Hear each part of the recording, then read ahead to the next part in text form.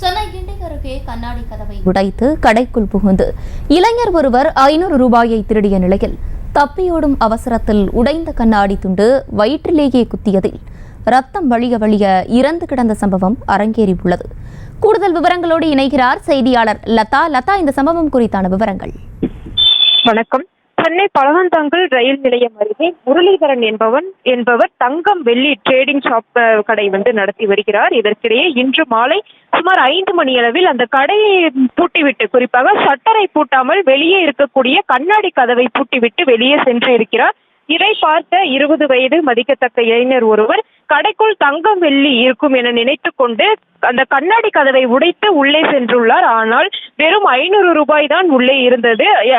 தொடர்ந்து வேகமாக அந்த கண்ணாடியை உடைத்து உள்ளே சென்ற அதே வழியில் வெளியே சென்று இருக்கிறார்.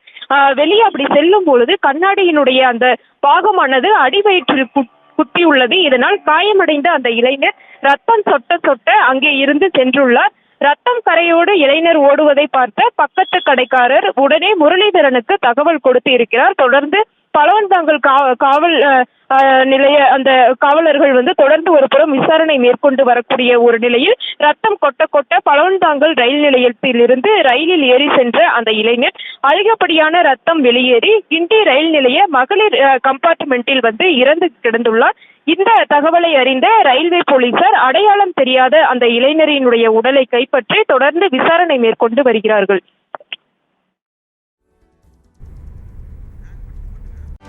செய்திகளை உடனுக்குடனும் துல்லியமாகவும் தெரிந்து கொள்ள சப்ஸ்கிரைப் பண்ணுங்க.